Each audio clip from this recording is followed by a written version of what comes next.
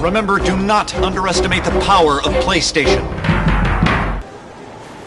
Jason, you really shouldn't run her off like that, you know?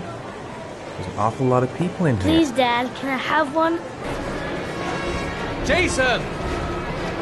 Hey, man, are you nuts? This is MykonosFan, and welcome to Learning to Love PlayStation.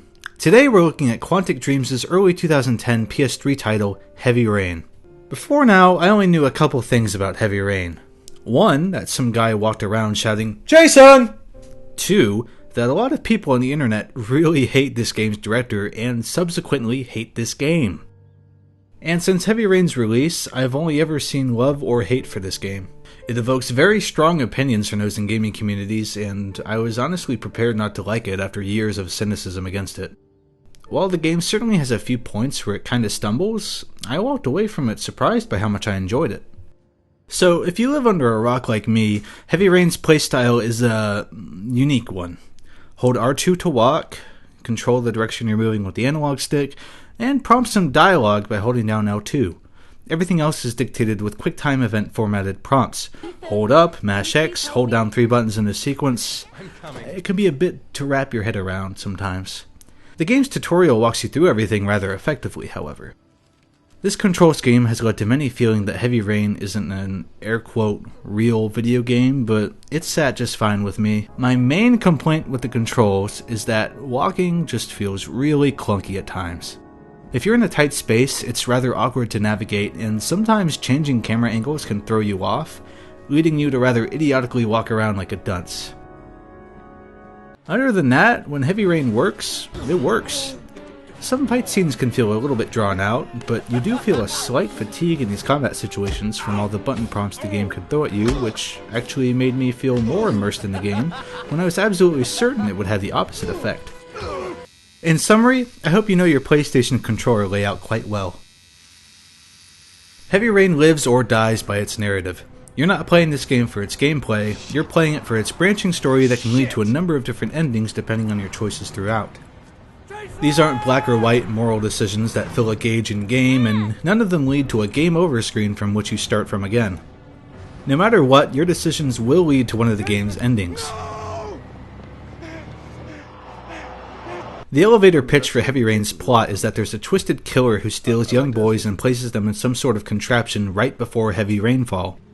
The killer then leaves hints on origami folds for the father, leading the parent to locations where they must overcome trials to find out where their son is being kept. If they don't comply within a certain amount of time, the cumulative rainfall will drown their child. It's some pretty fucked up shit. Sean, where are you? I'm so cold. Dad. The game places you in the shoes of 4 characters: Ethan Mars, the father of the latest victim, Madison Page, a journalist, Norman Jayden, an FBI agent, and Scott Shelby, a private investigator hired by the families of past victims. With the exception of Scott, who just doesn't know about it, all 3 characters are working towards the same goal: to find Ethan Mars' son Sean, and then all 4 characters are working to stop the origami killer's murdering spree. Each character has different story arcs happening concurrently. Ethan and Madison meet up and tend to work together throughout the game, while Norman works with a local lieutenant named Blake Carter. You're a fucking asshole! Scott Shelby winds up accompanied by the mother of one of the most recent victims. I figure after 5 years, anybody who cares about the story in this title has already partaken in the game or just watched it online, so I'll just give a spoiler warning now anyway. If you don't want to know anymore, pop out, play the game, and come back once you have. Moving ahead. When it comes to the storylines, I felt Madison's just tended to be the weakest. Ethan is subjected to the origami killer's fucked up trials, unless of course you elect to opt out of them. Norman travels to suspects and is the main one piecing together the case, while dealing with a fictional drug problem. And Scott is just the most well-acted and likable character in the game, so no matter what he does, I tend to care about what he's doing. This is Lauren. She's a friend. I guess to try and summarize Madison's involvement in this game, she has insomnia, so she goes to a hotel to try and get some rest there, which is where she meets Ethan.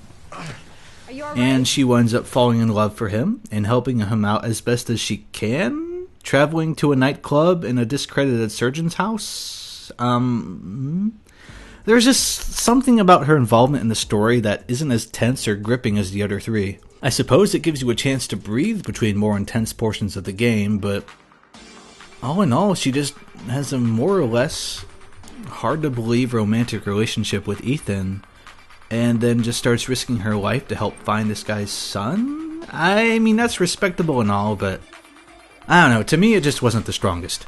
I don't know what you're talking about.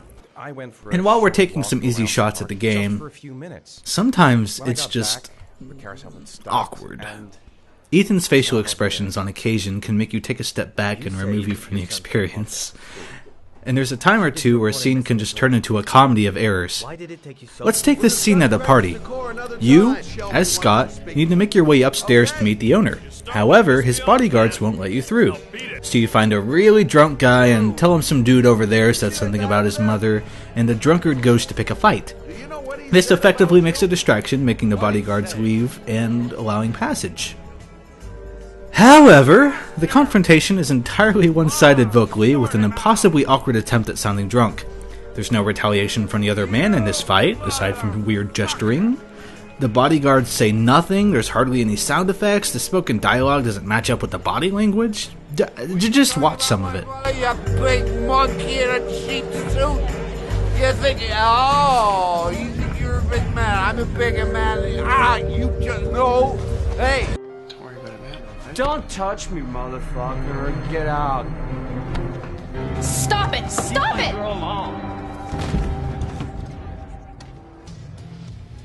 And just like that, it's over. Thankfully, Heavy Rain only dips this much a couple of times. It just feels like an attempt at humor that fell flat on its face. But getting back to the positives, Heavy Rain marries its gameplay structure with its narrative quite well.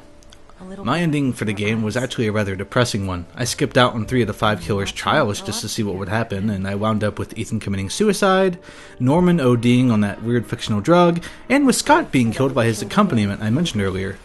Oh, yeah, we're in spoiler territory, so I'll compliment the game for its biggest twist. Scott's the killer. They took the one character I liked a ton and made him the awful fucked up man. Thanks, Heavy Rain.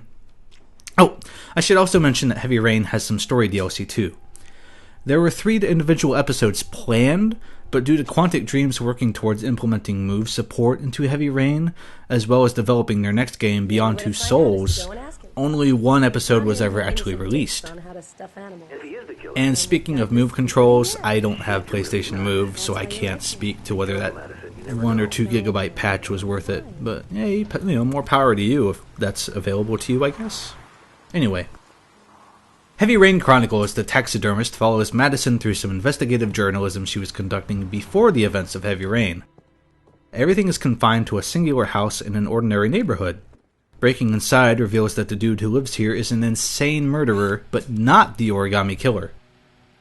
Overall, a playthrough of this DLC can take about half an hour, but there are 5 different endings which the game encourages you to seek out. It even lets you start from one of 3 checkpoints, which is really handy and a nice touch.